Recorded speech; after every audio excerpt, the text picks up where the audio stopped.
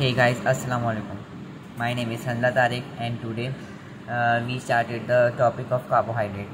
जो आपका टॉपिक है कार्बोहाइड्रेट का, ये आपके फर्स्ट चैप्टर का है। फर्स्ट चैप्टर आपके फर्स्ट ईयर की बुक फर्स्ट चैप्टर का बायोलॉजिकल मॉलिक्यूल्स का ये आपका टॉपिक है कार्बोहाइड्रेट। तो आज हम ये कार्बोहाइड्रेट शुरू कर रहे हैं। Carbohydrate is a biomolecule. ये मैंने आपको पहले वाली वीडियो में बताया था कि कार्बोहाइड्रेट बायोमॉलिक्यूल्स की एक टाइप है। इसको कार्बोहाइड्रेट को हम सैकराइड भी कह सकते हैं और शुगर्स भी कह सकते हैं। क्यों कहते हैं ये हम आपको अभी आगे आपको पता चल जाएगा। कार्बोहाइड्रेट एक मॉलिक्यूल है, एक पॉलीमर है, उसको हम सैकराइड भी कह सकते हैं, शुगर्स भी कह सकते हैं। इसका जो फर्स्ट पॉइंट है वो है organic compounds which contain CHNO। इसका मतलब है कि carbohydrate is a organic compound. क्यों ऑर्गेनिक कंपाउंड है? क्योंकि बायोमॉलिक्यूल्स ऑल्सो का ऑर्गेनिक कंपाउंड। जब बायोमॉलिक्यूल्स ऑर्गेनिक कंपाउंड्स हैं तो कार्बोहाइड्रेट तो बायोमॉलिक्यूल्स की टाइप है, तो ये भी ऑर्गेनिक कंपाउंड्स ही होगा। तो carbohydrate is the organic compound which contain CHNO। CHNO का क्या मतलब है? C मतलब कार्बन, H मतलब हाइड्रोजन, N मतलब O मतलब ऑक्सीजन। कि कार्बोहाइड्रेट एक ऐसा ऑर्गेनिक कंपाउंड है जो कार्बन से मिलकर बना हुआ है, हाइड्रोजन से मिलकर बना हुआ है और ऑक्सीजन से मिलकर बना हुआ है। अब इसमें लिखा हुआ है ratio between H and hydrogen and oxygen is 2:1, so they are called hydrated carbon. जब हम वाटर का मॉलिक्यूल देखते हैं तो वाटर के मॉलिक्यूल में उसका क्या फॉर्मूला होता है? वाटर का फॉर्मूला H2O। तो H2O मतलब 2 H हैं और 1 O है, तो इसका रेशियो क्या बनेगा? 2:1, मतलब H का 2 और रेशियो O का 1। तो इस पर लिखा हुआ है कि ratio between hydrogen and oxygen is 2:1, so they are called hydrated carbon. जब इसके दरमियान में रेशियो कम होता है तो इसको हाइड्रेटेड कार्बन कहा जाता है, क्योंकि ऑक्सीजन कम हो गया, हाइड्रोजन ज़्यादा हो गया और कार्बन ज़्यादा हो गया, तो इसको हम कहते हैं हाइड्रेटेड कार्बन। ये पानी वाला कार्बन एक तरीके से आप ऐसे भी समझ लें। थर्ड पॉइंट इसमें लिखा हुआ है अकॉर्डिंग टू IUPAC। ये IUPAC उसमें होता है केमिस्ट्री में। IUPAC carbohydrates are polyhydroxy carbonyl compounds. ये IUPAC ने एक इसकी डेफिनेशन दी है कि carbohydrates are polyhydroxy carbonyl compounds. Polyhydroxy का क्या मतलब है? पॉली मतलब मैनी, पॉली मतलब बहुत ज़्यादा, हाइड्रोक्सी हाइड्रोक्सल ग्रुप जो कि ये होता है OH, हाइड्रोक्सल ग्रुप ये कहलाता है। तो इसका क्या मतलब हुआ कि मैनी हाइड्रोक्सल ग्रुप हैं, बहुत सारे हाइड्रोक्सी होंगे इसमें अंदर। कार्बोनाइल कंपाउंड्स, कार्बोनाइल एक इसमें ऑर्गेनिक कंपाउंड है। पॉलीहाइड्रोक्सी हाइड्रोक्सल भी एक ऑर्गेनिक कंपाउंड है। तो ये पूरा ऑर्गेनिक कंपाउंड से मिलकर बना हुआ है। जो कार्बोनाइल होंगे वो एल्डिहाइड्स भी हो सकते हैं और कीटोन्स भी हो सकते हैं। एल्डिहाइड्स भी इसमें होते हैं, क्या नाम है इसका, कार्बोहाइड्रेट में जुड़े होते हैं, किसी एक कार्बन के साथ एक वैलेंसी के साथ जुड़ जाएंगे, या तो कीटोन जुड़े हुए होंगे। कार्बोनाइल या तो एल्डिहाइड होंगे या कीटोन्स होंगे, और पॉलीहाइड्रोक्सी तो होगा। इसका जो तीसरा पॉइंट लिखा हुआ है found in the all living body as building material and storage substances. ये इसका क्या मतलब है कि हर बॉडी में पाया जाता है और ये एक बिल्डिंग मटेरियल है and storage substances. Building material क्या कि ये हमारे अंदर बहुत सारे इसके फ़ायदे हैं। स्टोरेज सब्सटेंसेस, कार्बोहाइड्रेट की ने एक टाइप है ग्लूकोज। वो ग्लूकोज कार्बोहाइड्रेट में आता है, तो वो ग्लूकोज हमारे अंदर बहुत ज़्यादा एनर्जी हमें प्रोवाइड करती है। वो स्टोर होता है हमारे अंदर, स्टोरेज सब्सटेंस, वो हमारे लीवर में जाके स्टोर होता है। फिर जब हम खाना खाते हैं, जब वो हमारा जो हमने समझे कार्बोहाइड्रेट खाया, रोटी खाई, रोटी में कार्बोहाइड्रेट होता है, अगर हमने वो रोटी खाई कार्बोहाइड्रेट, तो उसका जो हमारी ये पॉलीमर है, ये मैंने आपको पहले भी बताया था पहली वाली वीडियो में कि ये पॉलीमर है, ये जब ये पॉलीमर मोनोमर्स में टूटेगा तो वो मोनोमर्स उसका ग्लूकोज है। ग्लूकोज जाके ना हमारे ज़्यादातर ग्लूकोज ही होता है, ग्लूकोज जाके ना हमारे लीवर में स्टोर हो जाएगा। तो ये इसका क्या मतलब लिखा हुआ है? स्टोरेज सब्सटेंस है। तो ये स्टोर हो जाएगा। फिर जब हमारा खाना है वो हज़म हो जाएगा, हमें जब एनर्जी चाहिए होगी तो ग्लूकोज हमें एनर्जी प्रोवाइड करेगा। फिर ये ऐसी प्रोसेस चलता रहता है, हम खाना खाते रहते हैं, वो हमारे स्टोर हो जाता है, फिर वो हमारे अंदर हमें एनर्जी प्रोवाइड कर देता है। स्टोर हुआ वो जो ग्लूकोज है वो हमें एनर्जी प्रोवाइड कर देता है, इसीलिए इसका बहुत बड़ा रोल है कार्बोहाइड्रेट का। फिर जो इसका अगला पॉइंट लिखा हुआ वो है स्वीट इन टेस्ट। ये मीठे होते हैं टेस्ट में, इसीलिए हम इसको कहते हैं शुगर्स। इसीलिए हम इसको कहते हैं सैकराइड। सैकराइड भी कार्बोहाइड्रेट को कह सकते हैं, शुगर्स भी इसीलिए कह सकते हैं सैकराइड भी, क्योंकि इसमें मोनोसैकराइड होता है। सैकराइड इसका एक यूनिट कहलाता है, तो इसको कहा जाता है सैकराइड भी कह दीजिए, शुगर्स भी कह दीजिए। It plays both structural and functional role. इससे क्या मुराद है? इससे ये है कि ये स्ट्रक्चर भी प्रोवाइड करेगा, फंक्शन भी प्रोवाइड करेगा। किसको?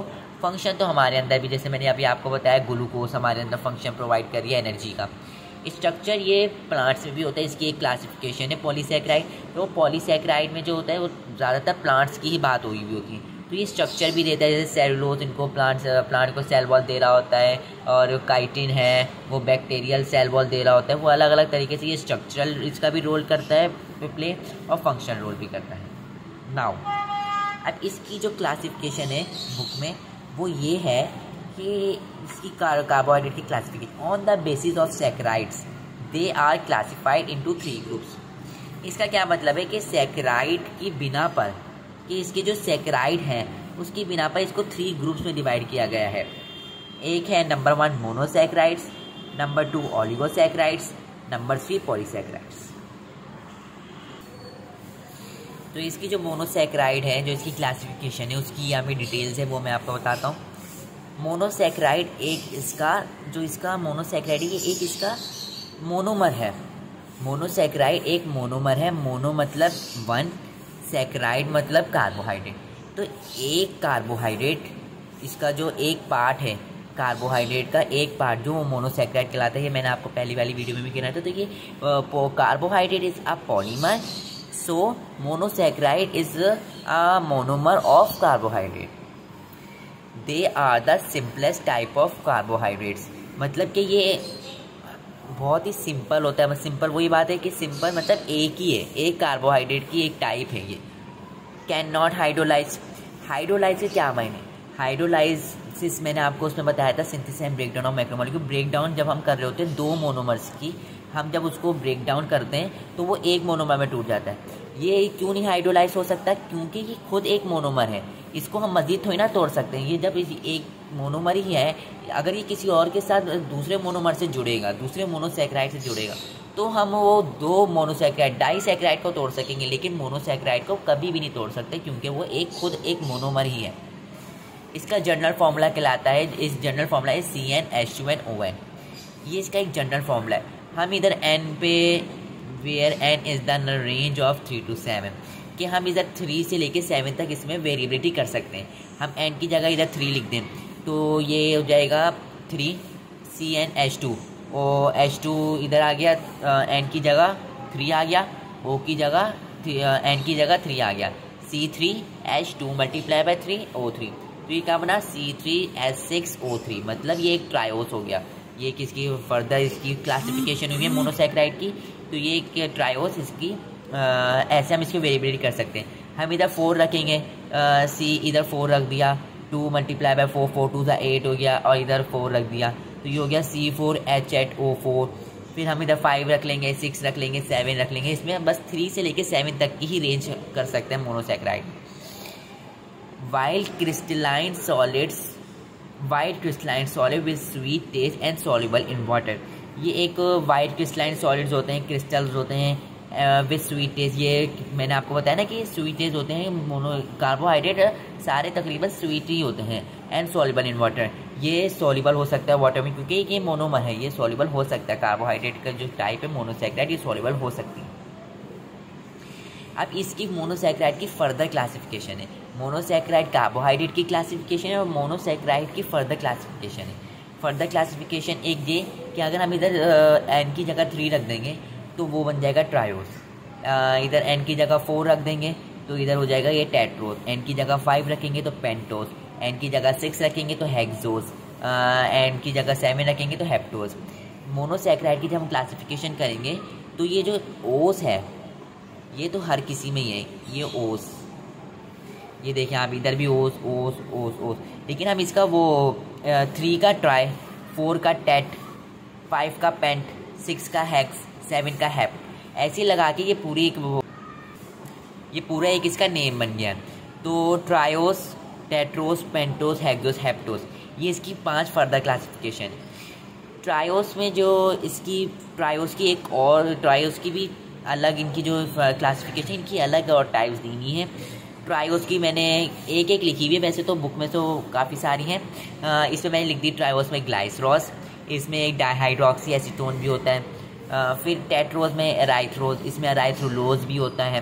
पेंटोस में है राइबोस डीऑक्सीराइबोस, इसकी मैंने 2 लिखी क्योंकि ये हमें याद करनी पड़ेंगी क्योंकि ये हमारे न्यूक्लिक एसिड में जाके काम आएगा।